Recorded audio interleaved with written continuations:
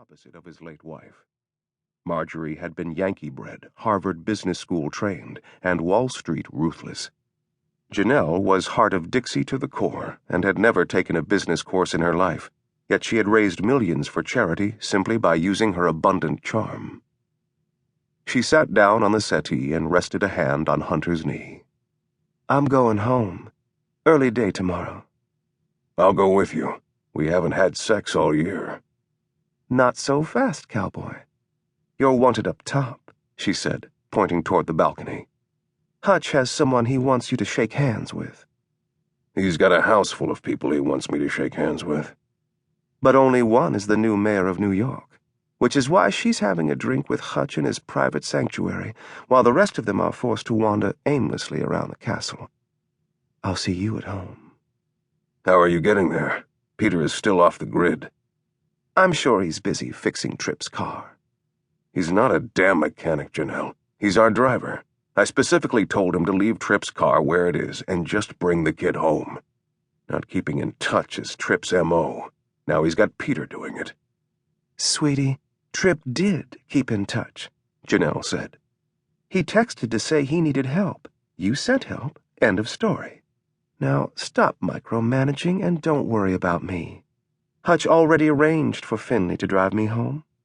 Now, why don't you practice what you preach?" "What's that supposed to mean?"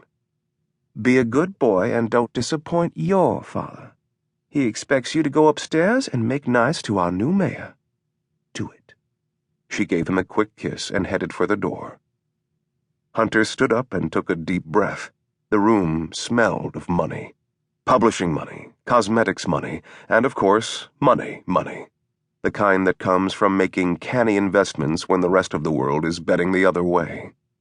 He downed his fourth glass of imported water, turned on his handcrafted smile, and glided into the clouder of fat cats. "Hunter!"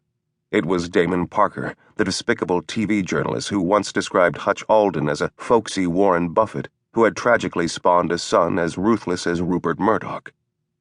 Parker advanced on him, all smiles, hand outstretched, but Hunter bounded up the stairs to hallowed ground, Hutch's $5 million command center, where none could go unless summoned. "There you are," his father said, striding toward him next to Muriel Sykes, the tall, athletic-looking woman whose face had been on page 1 of every newspaper in New York that morning. "Say hello to our guest of honor." "Madam Mayor," Hunter said, "I'd shake your hand, but you don't have a free one." It was Hutch's standing tradition at his New Year's parties to provide his guests with a taste of old New York, and the mayor had a half-eaten hot dog in one hand and a chocolate egg cream in the other. She turned one cheek and Hunter planted a kiss. "Happy New Year, and Happy new administration," he said. how's it going so far?" "Crazy day, but I'll give you the highlights. This morning the president called to wish me well, and tonight your father treated me to the single best New York hot dog I've ever had in my life." "That's my dad," Hunter said. "True to his roots." "I hate to eat and run," Sykes said, "but they've spent the entire day moving me into Gracie Mansion, and I'm dying to kick off my shoes and stretch out in my new digs. Happy New Year." "You've been checking your phone all night," Hutch said as soon as Sykes was out of earshot. "What's so important?" "It's Tripp. He had car trouble up in Harlem, of all places. Peter went to rescue him, and I haven't heard from either of them in hours." "Relax. Harlem is Peter's stomping grounds. He's probably showing Tripp a good time. Those Haitian boys sure know how to party, if you catch my drift." "Haitian boys? Yes, Dad, I catch your extremely politically incorrect drift." "What are you talking about?